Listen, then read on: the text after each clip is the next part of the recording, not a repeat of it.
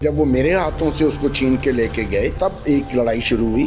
میں حساب چھوڑوں گا نہیں, میرا حساب بقایا ہے. میں خود بھی ایک بہت با اثر آدمی ہوں. میں کہا تو ممبر ہے پی ٹی آئی کی؟ نہیں. کہتی پاپا میں نے آغاز نہیں کیا ہے, انہوں نے آ کے میرے ان باکس میں مجھے گالی دی ہے اور میں اس کو اب گالی کا جواب گالی سے دوں. پاکستان کے جو ادارے ہیں وہ میرے ادارے ہیں. آئی ایس آئی سے مجھے کوئی شکایت نہیں ہے, پاکستان آرمی سے مجھے کوئی شکایت نہیں ہے. میاں نواز شریف کو جب میں نے یہ میسج بھیجا مریم کو کہیں کہ پرسنل نہ ہو, تو انہوں نے میری توجہ بٹانے کے لیے کہ ہم نہیں کر رہے ہیں, یہ چیف صاحب کر رہے ہیں. پاکستان کی اسٹیٹ ریاست مجھے اتنی عزیز ہے کہ اگر صنم نے پاکستان کی ریاست کے خلاف کوئی کام کیا ہوتا تو میں خود اس کو سزائے موت دے دیتا. انہوں نے ہمارے لیڈر کے گریبان میں ہاتھ ڈالا ہے, ان کی ایسی کی تیسی. آپ لوگ جب ہمارے گریبانوں میں اور ہمارے بال کھینچو گے تو ہم تمہیں جوتے لگائیں گے. مریم میری بیٹی کو نہیں ہرا سکتی, نہ کردار میں, نہ وہ برداشت میں, نہ وہ صبر میں اس کے مقابلے کی ہے. میں اب بھی اس کو مشورہ دوں گا کہ تم جیت نہیں سکتی ہو, تم ہار گئی ہو. تمہارا رونا دھونا جو ہے وہ کسی کام کا نہیں ہے. میرا توکل سپریم کورٹ سے بھی زیادہ اللہ پر ہے. میں 2 لیگل کیس کروں گا. میں بی بی پہ فوجری کا کیس کرنے جا رہا ہوں, پرچہ درج کراؤں گا, اور اس کی یہ جو اسٹیٹمنٹ ہے جس کے 10 سے زیادہ گواہ موجود ہیں, جس میں اس نے کہا کہ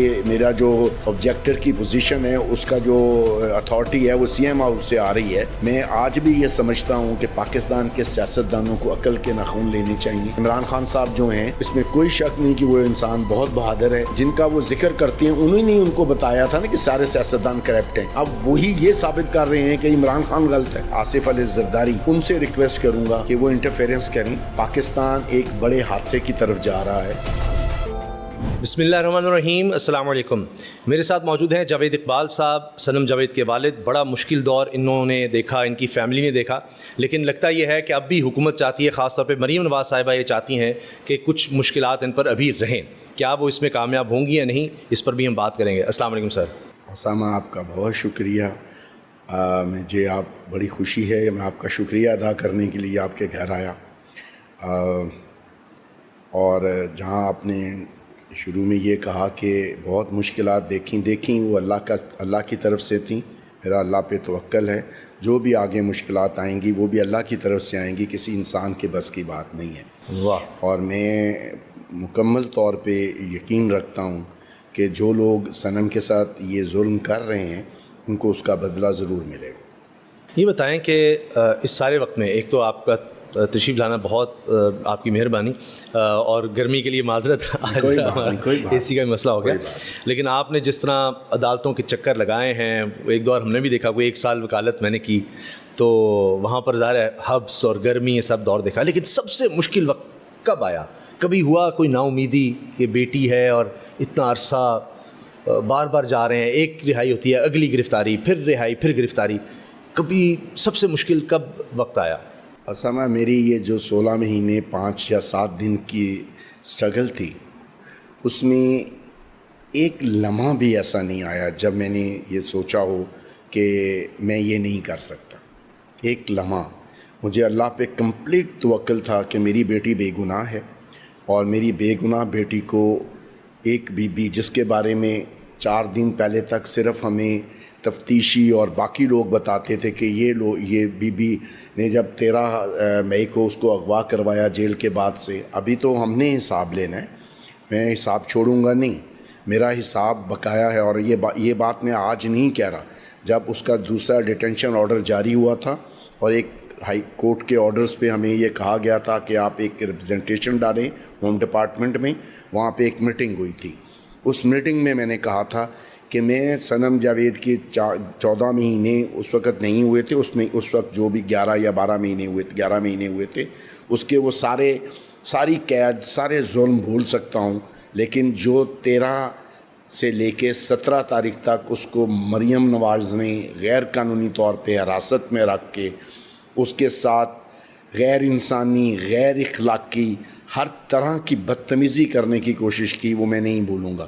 شاید اگر اس کے خامد نے اس کا پہلا ڈیٹینشن آرڈر ہے وہ اس کے خامد نے چیلنج کیا تھا, میں نے نہیں کیا تھا, اس کے خامد نے کیا. اور جب میں اس کو 13 تاریخ کو لے کے آیا, اس وقت تک مجھے اس کے سیاسی نظریات سے کچھ لینا دینا نہیں تھا, اپنی بیٹی کے طور پہ اس کو لے کے آیا. لیکن جب میں 13 سے لے کے 17 تاریخ تک چونگ تھانے میں اس کو بار بار ملتا رہا اور بار بار میسیجز آتے رہے. اس وقت بھی مجھے یہ کہا جاتا رہا کہ یہ تمام میں خود بھی ایک بہت اثر آدمی ہوں. میری پوری فیملی ایک سٹرونگ بیک گراؤنڈ رکھتی ہے. میں خود ناظم رہا ہوں اور ٹاؤن ناظم کا کینڈیڈیٹ رہا ہوں.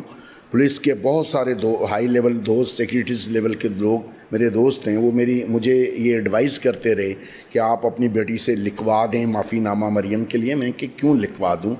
مطلب وہ کیا بات ہے جس پہ میں اس سے لکھوا دوں؟ جو اس کے والد محترم نے مجھے اس واقعے سے 10 مہینے پہلے یا 11 مہینے پہلے کہا تھا، اس پہ میری اس سے بات ہو گئی تھی. میں نے اسے منع کیا تھا کہ آپ کو اس کے ساتھ پرسنل لیول پہ جا کے کوئی سوشل میڈیا کی کوئی جواب یا اس کا کچھ کرنا نہیں. تو اس نے کہا پاپا میرا ایک یوٹیوب چینل ہے آفٹر شاک، اس میں سب کے مزاحیہ خاکے بناتی ہوں جیسے سہیل احمد عزیزی وغیرہ بناتے ہیں. میں نے کیونکہ وہ پہلے دیکھے نہیں تھے، پھر میں نے دیکھے اور اس پہ مجھے کچھ باتوں پہ مجھے بھی اعتراض تھا. میں نے اسے کہا کہ ایسا نہ کرو، کوئی ضرورت نہیں ہے. آپ اپنے لیڈر کو پسند کرتی ہو، مطلب she was not member of the P T I. میں کہا تو ممبر ہے پی ٹی آئی کی؟ نہیں. تو میں کہا پھر تجھے اتنا پرسنل ہونے کی کیا ضرورت ہے؟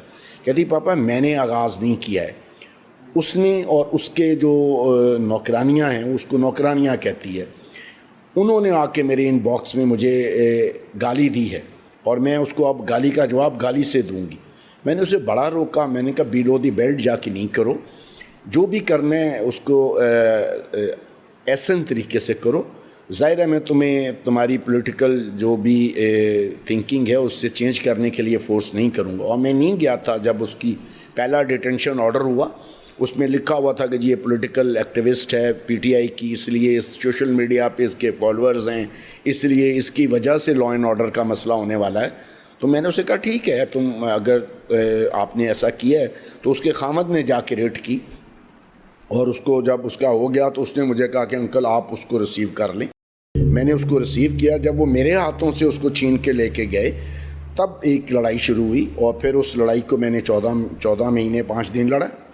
یہ بتائیں اب دوبارہ پنجاب حکومت اور خاص طور پر مریم نواز صاحبہ کی طرف سے احکامات ہیں کہ سپریم کورٹ اب جائے گی پنجاب حکومت، اور ثنا بچہ صاحبہ نے یہ بات کی ہے اور زور دے کر کہی کہ میں ڈبل اس چیز کو کنفرم کر رہی ہوں کہ اس میں خود یہ اناؤں کا مسئلہ ہے. مریم نواز صاحبہ پر انہوں نے الزام دیا کہ وہ خود پرسنل ہیں، بظاہر لگاتے ہیں جی ادارے ہیں اس میں، کہتی نہیں یہ تو ان کی انا کا مسئلہ ہے. دیکھیں اسامہ، پاکستان کے جو ادارے ہیں وہ میرے ادارے ہیں. جن اداروں کی طرف یہ لوگ اشارے کر رہے ہیں نا جی، ان میں سے کسی ایک ادارے سے بھی مجھے کوئی شکایت نہیں ہے. میں 14 مہینے 5 دن سے اس لڑائی کو لڑ رہا ہوں. وہ ادارے کیا کہنا ہے، میں اوپنلی کہتا ہوں آئی ایس آئی سے مجھے کوئی شکایت نہیں ہے، پاکستان آرمی سے مجھے کوئی شکایت نہیں ہے. یہ میسیج مجھے ضرور بھجوایا گیا نواز شریف کی طرف سے. میاں میں آپ کو نام لے کے بتا رہا ہوں کہ میاں نواز شریف کو جب میں نے یہ میسیج بھیجا اپنے دوست کے تھرو، جو ان کا بھی دوست ہے، کہ مریم کو کہیں کہ پرسنل نہ ہو، تو انہوں نے اس کے جواب میں مجھے باقاعدہ میسیج بھیجا میری توجہ بٹانے کے لیے کہ ہم نہیں کر رہے ہیں، یہ چیف صاحب کر رہے ہیں. چیف صاحب سے مراد عاصم منیر صاحب تھی. میں نے ان سے کہا کہ یہ بکواس کرتا ہے. میں نے اپنے دوست کو کہا کہ یہ جھوٹ بول رہا ہے، یہ لڑائی صرف صنم کی اور صنم کی اس کی بیٹی کی ہے، ٹھیک ہے، اس لیے میں اس کی کسی بات میں آنے کے لیے تیار نہیں ہوں.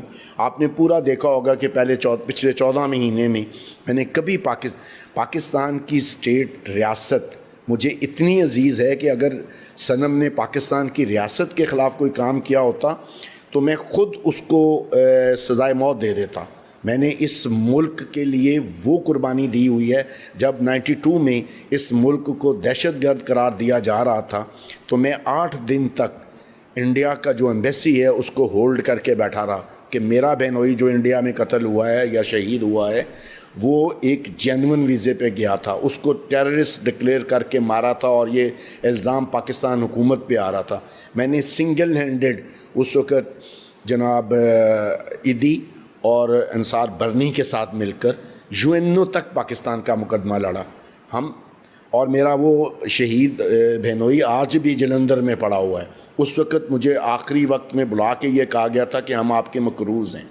تو میں نے تو اپنا وہ قرض بھی ان سے واپس نہیں مانگا کہ میرا قرض واپس دے دو. مجھے تو زرداری صاحب گھر میں بیٹھ کے گئے تھے جب میرے بھائی کی شہادت ہوئی تھی ان نواز شریف وغیرہ کی انوالومنٹ کی وجہ سے. اس وقت وہ بھی مجھ سے وعدہ کر کے گئے تھے. میں نے تو کبھی ان کو اس ساری 14 مہینے کی لڑائی میں ان کو وعدہ بھی یاد نہیں کرایا کہ بھائی آپ میرے سے یہ وعدہ کر کے گئے تھے. میں سنگل ہینڈڈ اس ساری معاملے سے خود لڑا اور تمام دنوں میں 14 مہینے 5 دن میں ہر انویسٹیگیشن والا مجھے یہ بلا کے میرے گھٹنوں کو ہاتھ لگا کے یہ کہتا تھا کہ آپ کی بیٹی بہت بہادر ہے, اس نے بڑا ظلم سہا ہے اور یہ آپ کو پتہ ہے کون کروا رہا ہے. میں کہہ رہا تھا ہاں مجھے شک تو ہے. وہ کہہ رہا تھا ہاں یہ مریم کروا رہی ہے جس کو وہ نہ نہیں کہتی ہے. ٹھیک ہے, آپ جو اب مریم صاحبہ آج سے 4 دن پہلے تک مجھے شک تھا کہ جی شاید یہ لوگ اپنی لیبلٹی اپنی جو ذمہ داری ہے اس پوری نہیں کر رہے اور قانون کو غلط استعمال کر رہے ہیں اور اس سے بچنے کے لیے یہ اس پہ ایلیگیشن عائد کر رہے ہیں. تو میں کہتا تھا میں بھی ایک آدمی چاہے وہ جیسے بھی اس ملک کے صوبے پہ مسلط ہو گئی ہے, جب آپ اس ملک کے کسی بڑے عہدے پہ آ جاتے ہیں تو اس وقت آپ کا ظرف اگر چھوٹا رہتا ہے تو پھر آپ تاریخ میں چھوٹے ہی رہتے ہیں. تو میں اس وقت تک بھی آج سے 4 دن پہلے تک بھی 100% شیور نہیں تھا کہ مریم جو ہے وہ خود کر رہی ہے. میں نے کہا شاید میری بیٹی بڑھا چڑھا کے پیش کر رہی ہو, ایسی لڑائی نہ ہو. میں اس کو قانون کے مطابق لڑا تھا. مگر آج جب وہ سپریم کورٹ میں چلی گئی اور اس نے پریس کانفرنس کی صنم کی رہائی پر, صنم سے پہلے پی ٹی آئی کے ہزاروں لوگ رہا ہوئے ہیں, کبھی اس نے پریس کانفرنس کی ہے؟ نہیں کی. اس کا مطلب ہے کہ اس کا صنم کا یہ کہنا کہ جی وہ مجھے ٹارگٹ کر رہی ہے اور وہ انڈیویجولی ٹارگٹ کر رہی ہے اور وہ باقی سارے اداروں کو بدنام کر رہے ہیں لوگ اس کا نام لے لے کے. آج ثابت ہو گیا کہ کسی ادارے کا کچھ لینا دینا نہیں تھا, یہ مریم کی لڑائی تھی. اور اگر مریم کی لڑائی ہے تو مریم میری بیٹی کو نہیں ہرا سکتی. وہ اس قابل ہی نہیں ہے, اس کے سٹینڈرڈ کی نہیں ہے. وہ نہ وہ ایجوکیشن میں, نہ کردار میں, نہ وہ برداشت میں, نہ وہ صبر میں اس کے مقابلے کی ہے. میری بیٹی انتہائی باکردار ہے. اس کی اتنی باکردار ہے کہ اس کے جو آنچل کا پانی ہے اس سے وضو کیا جا سکتا ہے. ایک بد کردار جو ہے جس کی کوئی سٹینڈنگ نہ ہو ہسٹری میں, وہ کیا اس کا مقابلہ کرے گی؟ نہیں کر سکتی وہ اس کا. میں اب بھی اس کو مشورہ دوں گا کہ تم جیت نہیں سکتی ہو, تم ہار گئی ہو. تمہارا رونا دھونا جو ہے وہ کسی کام کا نہیں ہے. اب میں کلیئر ہوں کہ آپ میرے بیٹی کو ٹارگٹ کر رہی ہو. اگر میں پہلے دن کے 18 گھنٹے اس کی حفاظت کر رہا تھا تو اب 24 گھنٹے کروں گا انشاءاللہ. اب پنجاب حکومت سپریم کورٹ جائے گی, ظاہر ہے آپ کو بھی جانا پڑے گا. تو یہ اب سپریم کورٹ سے آگے تو دنیا میں تو عدالت نہیں, وہ رب کی ظاہر ہے ذات تو پھر سب سے اعلیٰ افضل ہے. وہاں پہ میرا کیس دائر ہے, میں امید کرتا ہوں کہ وہاں سے بھی فیصلہ ہوگا. میرا توکل سپریم کورٹ سے بھی زیادہ اللہ پر ہے. سپریم کورٹ جب جائے گا معاملہ, جب وہاں جائے گا, ابھی بہت ساری میری یہ خواہش ہے کہ یہ سپریم کورٹ سنیں اور پھر ہم وہاں اپنی گریونسز بھی بتائیں کہ انہوں نے 14 مہینے میں ہمارے ساتھ کیا کیا ہے. تو اگر تو جسٹس منیر کی جگہ لینے کے لیے کوئی تیار نہ ہوا تو پھر وہ میرٹ پہ اگر فیصلہ ہوا تو پھر انشاءاللہ جیت ہماری ہوگی. جب یہ سارے کیسز ختم ہو جائیں گے, سب کچھ ہے, تو پھر آپ خود لیگل پروسیڈنگز کا ارادہ رکھتے ہیں کہ حکومت کا؟ میں دو لیگل کیس کروں گا. ایک تو اس کے 13 سے 17 تاریخ تک کے اغوا کا, ایک جب سینٹ میں اس کے پیپر داخل کیے گئے اس وقت ایک آبجیکٹر جو تھا جس نے آبجیکشن کیا وہاں پہ الیکشن کمیشن میں, اس کے پاس کوئی اتھارٹی نہیں تھی. جب اسے معلوم کیا گیا کہ بھائی آپ کس اتھارٹی سے آئے ہو تو اس نے وہاں پر بورڈ میٹنگ میں یہ کہا کہ میری اتھارٹی ابھی سی ایم ہاؤس سے آ رہی ہے. سی ایم ہاؤس سے آنے کا مطلب یہ ہے کہ بی اس کو اتھورائز کر کے بھیج رہی تھی. اس میں انہوں نے ایک جعلی فرد بنائی جس میں صنم کی انہوں نے ایک پراپرٹی ڈکلیئر کی ڈیرہ غازی خان میں, یا یہ جو ڈیرہ غازی خان میں میرا خیال ہے. وہ ڈاکومنٹس, وہ پراپرٹی کی جو فرد ہے وہ میرے پاس ہے. میں نے الیکشن کمیشن آفس سے وہ اٹیسٹڈ کاپی لی ہوئی ہے. میں بی پہ فوجری کا کیس کرنے جا رہا ہوں جو بی کے اوپر آلریڈی سپریم کورٹ میں فوجری ثابت ہو چکی ہوئی ہے. اس میں تو انہوں نے وہ ان سے معافی نامہ کر کے آ گئیں, مانگ شانگ کے ان کا ہو گیا. لیکن میں اس کیس کو ضرور لے کے جاؤں گا, اور اگر اس جو آبجیکٹر ہے اس کو بلایا جائے گا, اس کے خلاف میں پرچہ درج کراؤں گا, اور اس کی یہ جو اسٹیٹمنٹ ہے جس کے 10 سے زیادہ گواہ موجود ہیں, جس میں اس نے کہا کہ میرا جو آبجیکٹر کی پوزیشن ہے اس کا جو اتھارٹی ہے وہ سی ایم ہاؤس سے آ رہی ہے, وہ ریکارڈڈ ہے ہمارے پاس. اچھا یہ بتائیں کہ کس وقت آپ کو یہ یقین ہو گیا کہ اب رہائی مل رہی ہے؟ دیکھیں کئی دفعہ رہا ہو کر تو پھر گرفتاری ہوتی تھی. دیکھیں اب ساری کی ساری بیلز, دیکھیں ایک بے گناہ اس کا جرم کیا تھا جو انالائز ہوا بینچ میں, ہائی کورٹ کے ڈبل بینچ میں بھی, اور سپریم جو ہائی کورٹ اسلام آباد کا بینچ ہے اس میں بھی, اور جو ایف آئی اے کا مقدمہ تھا اسلام آباد میں, اس میں بھی اس پہ الزام یہ ہے کہ اس کی 20 سے زیادہ ٹویٹس ہیں یا 20 سے زیادہ فیس بک کی ویڈیوز ہیں جس میں وہ روٹلی بول رہی ہے. اس میں جو سب سے زیادہ روٹ والی جو 2 ویڈیوز ہیں جن پہ جس کی وجہ سے اس کو 14 یا 15 کیسز کو فیس کرنا پڑا, وہ یہ ہیں کہ جی انہوں نے ہمارے لیڈر کے گریبان میں ہاتھ ڈالا ہے, ان کی ایسی کی تیسی. جج صاحب نے کہا بھی اس میں کیا, اس میں سوائے اس کے کہ اس میں ایسی تیسی والا لفظ جو ہے یہ ہے, اس میں باقی اس میں کون سی غیر قانونی بات ہے, اس میں کس بات پہ آپ اس پہ مقدمہ چلانا چاہتے ہیں؟ انہوں نے کہا جی نہیں, اس کی ایک اور ویڈیو بھی ہے. انہوں نے کہا جی اچھا. جج صاحب نے کہا جی وہ بھی بتا دو. اس کا بھی ٹرانس کیا ہوا جو بتایا گیا, اس میں لکھا ہوا تھا کہ آپ لوگ جب ہمارے گریبانوں میں اور ہمارے بال کھینچو گے تو ہم تمہیں جوتے لگائیں گے. اس نے کہا ٹھیک کہا ہے اس نے. انہوں نے کہا اس کے علاوہ, اس نے کہا جی ایک اور ہے ویڈیو کہ یہ کہہ رہی ہے کہ جی ہمارے ہی پیسوں سے پلتے ہیں اور ہم ہی کو مار رہے ہیں. انہوں نے کہا اس میں ان تینوں ویڈیوز کی جو کلپس آپ مجھے بتا رہے ہو, ان تینوں میں ان لیگل کیا ہے؟ کچھ بھی نہیں. تو پھر کہا ان کو 14 مہینے سے آپ ایک کے بعد دوسرے مقدمے میں کیوں ڈال رہے ہو؟ یہ 3 ویڈیوز ہیں, یہ میں نے آج پورے پاکستان کے لوگوں کے, یہ ان 3 ویڈیوز کا ہمیں اس وقت تک پتہ ہی نہیں تھا جب تک یہ معاملہ میاں والی نہیں کیا. جب میاں ادھر جو لوگ تھے لاہور والے سارے پروسیکیوشن والے, وہ ہمیں یہ بتا ہی نہیں رہے تھے کہ اس پہ چارج کیا ہے. وہ جو جج ہیں سرگودا والے, وہ انتہائی آنیسٹ ہیں, انتہائی بہادر ہیں. انہوں نے یہ سارے کویسچن وہاں جب پوچھے گئے تو اس وقت ہمارے نالج میں آیا کہ اصل ایشو تو یہ ہے. ہم تو کبھی ادھر وہ کبھی اس کو کہہ رہے تھے اس نے بم برآمد کر بنا لیا ہے, کبھی یہ کہہ رہے تھے اس نے زمان پارک میں اس کی گرفتاری کے 9 مہینے کے بعد زمین کے نیچے سے 1.5 فٹ نیچے یا 2 فٹ نیچے کھود کے پانی والی بوتلوں میں, پانی کی پلاسٹک کی بوتلوں میں بم بنا کے رکھے ہوئے تھے. جو جگہ 9 مہینے سے پاکستان کی سیکیورٹی ایجنسیز کی کسٹڈی میں تھی, وہاں سے صنم کو 9 مہینے کے بعد 410 نمبر پرچے میں انوالو کیا جاتا ہے, اور وہاں سے لے جا کے اس پہ 3 بم برآمد کرا لیے جاتے ہیں جو زمین میں اس نے دبا کے رکھے ہوئے تھے 9 مہینے پہلے سے. اب بھی کچھ خواتین ہیں اور بھی لوگ گرفتار ہیں, ان کی فیملی کو کیا کہیں گے؟ میں نے اپنی بیٹی کی رہائی کے لیے کسی سے ریکویسٹ نہیں کی. میں آج اور میں کبھی اپنی بیٹی کے لیے ریکویسٹ نہ کرتا, کیونکہ میں یہ چاہتا نہیں تھا کہ کوئی کسی کو ریکویسٹ کروں اور یہ تاثر ابھرے کہ ہمیں کسی نے معاف کر دیا ہے. مجھے آخری دنوں میں منتیں کی گئیں کہ جی آپ ہمارے ساتھ بیٹھ کے صرف چائے پی لیں, بٹ آئی سیڈ کہ نہیں, اب نہیں, اب وقت نہیں ہے. اب وہ اور جن لوگوں نے کہا, میں نے ان کا شکریہ ادا کیا کہ یار میرا کسی سے جھگڑا نہیں ہے.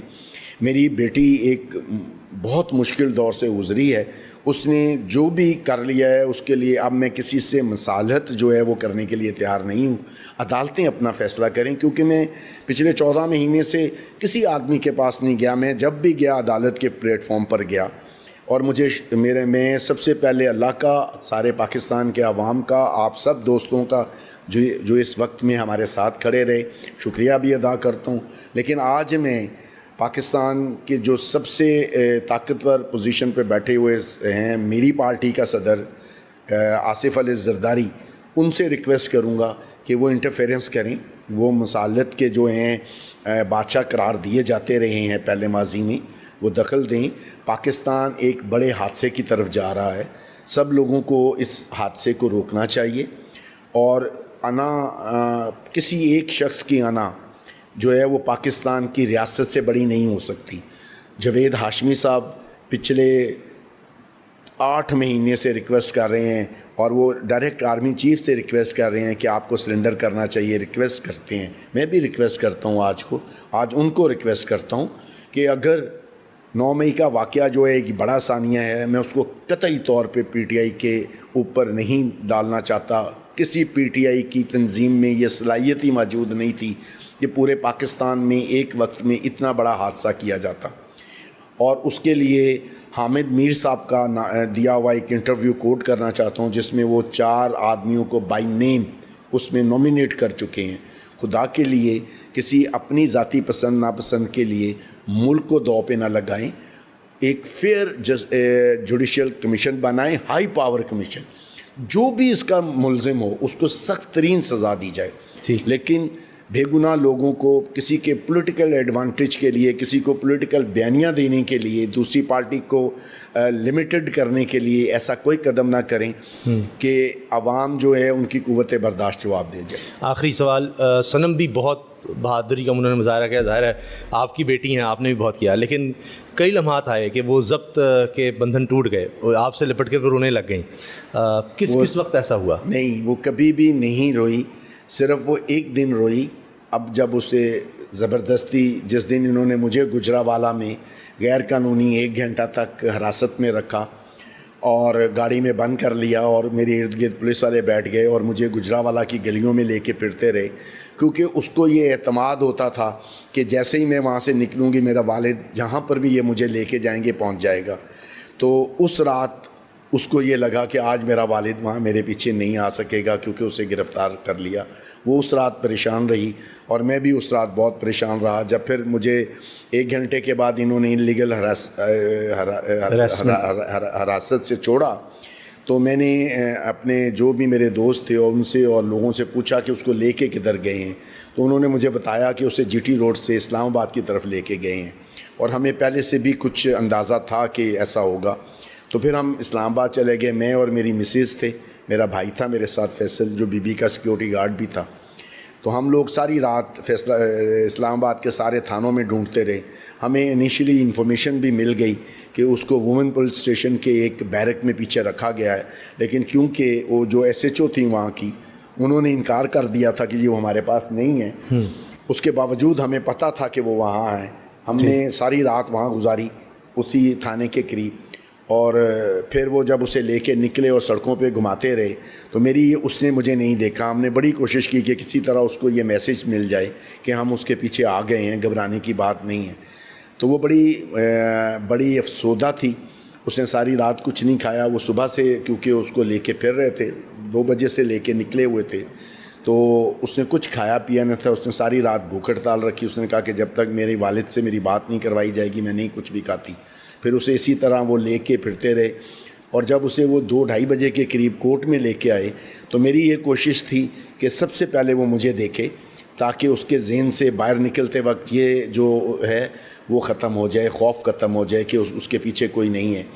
تو جیسے ہی وہ باہر گاڑی سے آئی اس نے مجھے دیکھا. تو جب میں نے اسے پہلے دیکھا تھا تو جیسے ہی مجھے اس نے دیکھا تو وہ کھل گئی، اور اس کے بعد اس نے وکٹری کا نشان بنایا اور وہ باہر نکلی. اور جو وہ باہر نکلی تو وہ میرے گلے لگی. اس وقت میں نے اس کو پورے 14 مہینے 11 دن میں اس کی آنکھوں میں آنسو دیکھے. میں نے اسے کہا کہ بیٹی رونا نہیں، کیونکہ مجھے بھی رونا آ جائے گا، میں نے بھی پوری رات بہت تکلیف میں گزاری ہے. تو اللہ نہ کرے کہ کسی باپ کو اس طرح اپنی بیٹی کے لیے تکلیف سے گزرنا پڑے. میں آج بھی یہ سمجھتا ہوں کہ پاکستان کے سیاستدانوں کو عقل کے ناخن لینے چاہیے.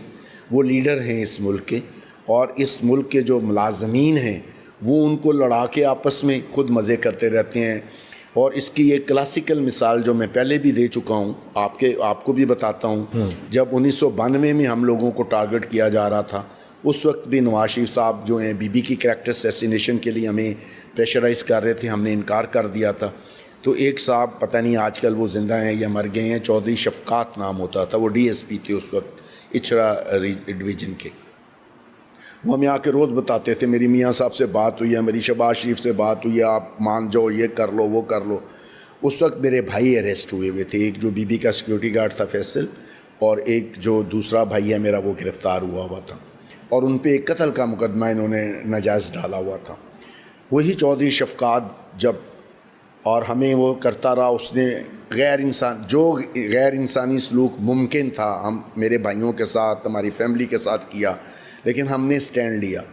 پھر وقت بدلا اور بی بی کی گورنمنٹ آ گئی, تو وہی چودھری شفقات, ہم ایک جگہ بیٹھے تھے, اب پارٹی کے لوگ بیٹھے تھے, وہ آیا اور اس نے آ کے بڑی بدتمیزی سے میاں محمد شریف کا نام لیا اور کہا آج اس بابے نو میں نے پکڑ کے گردنوں اور ٹانگ سے پکڑ کے گاڑی میں پھینکا ہے. تو مجھے بڑا دکھ ہوا کہ یہ دیکھو, یہ کل یہ شخص ان لوگوں کو یہ بتا رہا تھا کہ میں نے ان کی ٹانگوں پہ مرمت کی ہے, میں نے ان کو الٹا لٹکا کے رکھا ہے, میں نے یہ کیا ہے, آج یہ بتا رہا ہے.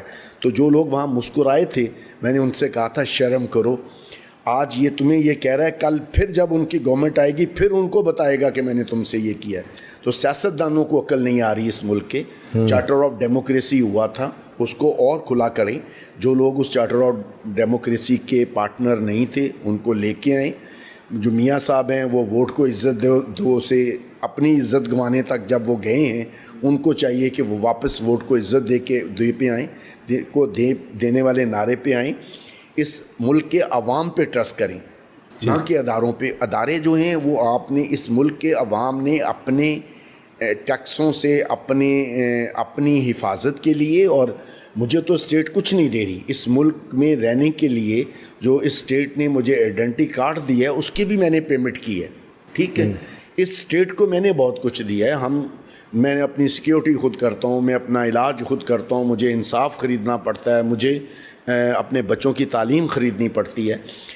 آپ ریاست کو ماں بننے دیں, آپ اس کو ویلفیئر اسٹیٹ بنائیں, اس کو سیکیورٹی اسٹیٹ نہ بنائیں. ہمیں کوئی ضرورت نہیں ہے ہم پوری دنیا کے مسلمانوں کے ٹھیکیدار نہیں ہیں.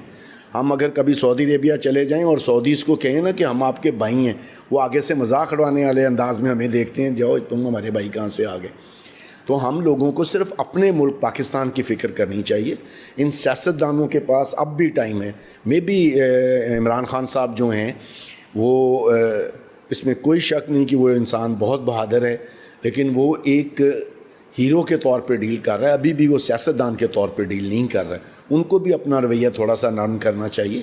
وہ پولیٹیکل پارٹیز کے ساتھ بیٹھیں, لیکن یہاں پہ انہی جن کا وہ ذکر کرتے ہیں انہوں نے ان کو بتایا تھا نا کہ سارے سیاستدان کرپٹ ہیں.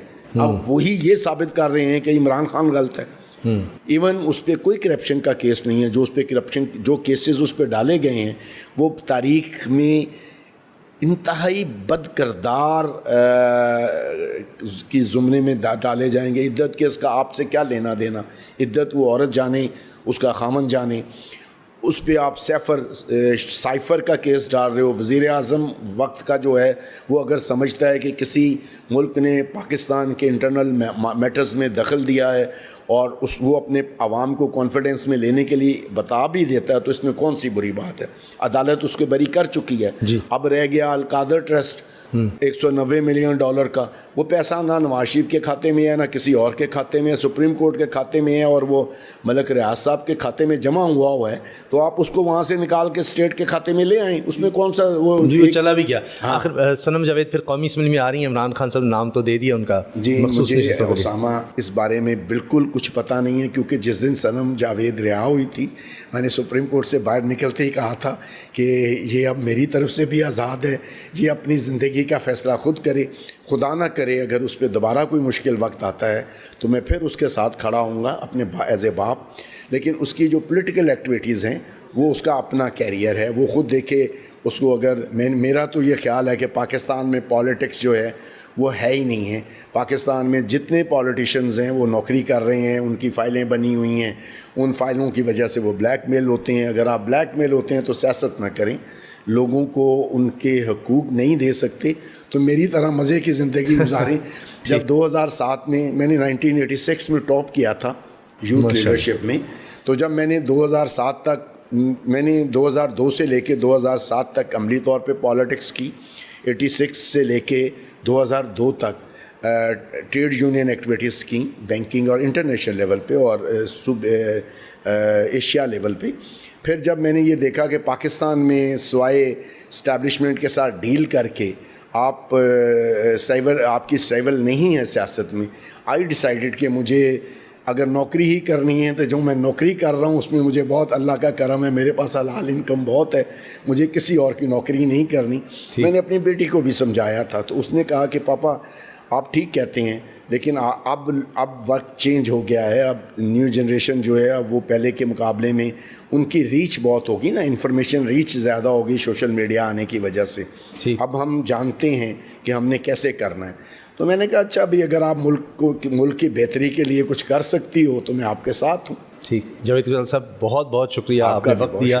انشاءاللہ پھر بھی آپ کو تنگ کریں گے, زحمت دیں گے. تنگ کیا کروں گے, آپ مجھے جب چاہو گے میں آپ کے لیے ہر وقت اویلیبل ہوں, جب آپ مجھے بتاؤ. بہت بہت شکریہ. Thank you. پھر انشاءاللہ اگلی نشست میں دوبارہ ان سے اور بہت سی باتیں کریں گے. دیکھتے ہیں کہ صنم جاوید کا سیاسی کیریئر جو ہے اب کس طرف جاتا ہے. ان کے والد تو کہہ رہے ہیں کہ جی سیاست سے نہیں, لیکن بطور باپ میں ہمیشہ ان کے ساتھ کھڑا ہوں. اجازت دیجیے, اللہ حافظ.